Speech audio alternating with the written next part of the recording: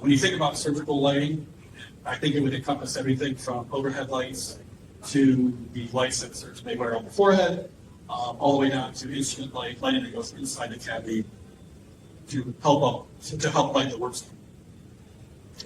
A lot of different things to consider if you're in this space and you want to incorporate lighting.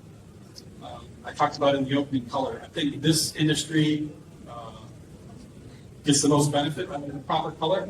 If you think about it, if you were a surgeon in an OR and you have the incorrect coloring, you may misidentify tissue or veins or some other part of the anatomy because you're not seeing it correctly.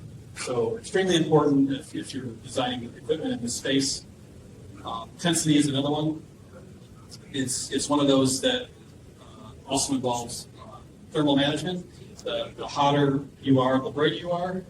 But if you don't manage it in thermal properly, these types of lights can go into the cavity. If you have a hot light next to tissue, you can cause burning and damage, which is not good. So definitely want to think about that.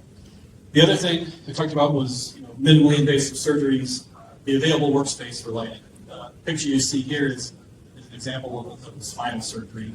And they're going to make these incisions, and maybe they're only 20 millimeters in diameter. So they have to make a working channel where they can come in and out with instruments, take out part of maybe a damaged disc, put in part of a good one, all while having light. So if you're designing lights for these types of systems, you don't want to be taking up that precious real estate. So you have to think about that. You have to be creative in how you light up these types of equipment.